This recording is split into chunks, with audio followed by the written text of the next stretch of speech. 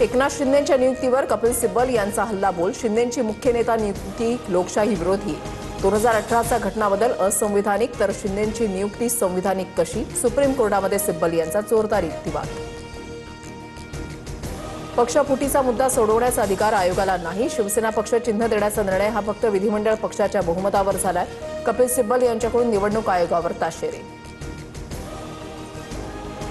निवडणूक आयोगाकडून संविधान आणि घटनेचा भंग। कपिल सिब्बल यांनी आयोगाच्या निकालाची पिसं काढली। संजय राऊतांचा निशाणा।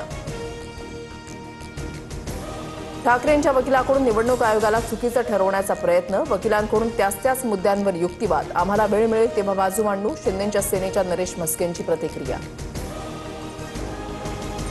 शिवसेना पक्ष चिन्हावरील सुनावणी अंतिम टप्प्यात। उद्या दुपारी 2 वाजता पुन्हा सुनावणी होणार। कपिल सिब्बल आणखी युक्तिवाद मांडणार। मनोज जरांगेंच्या पश्चिम महाराष्ट्राच्या दौऱ्यामध्ये डिफेंडर कारची सर्वत्र चर्चा। महागडी गाडी कोणाची? सोशल मीडियामध्ये चर्चा उठाण। तर गाडी कार्यकर्त्याची, जरांगेंचं वक्तव्य।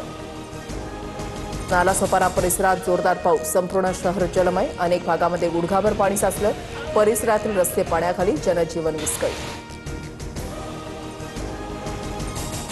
अत्याचार प्रकरणामध्ये आयपीएल क्रिकेटपटू अभिषेक पोरेलला अटक। लग्नाचा आमिष दाखवून मेडिकलच्या मुलीवर अत्याचार केल्याचा आरोप।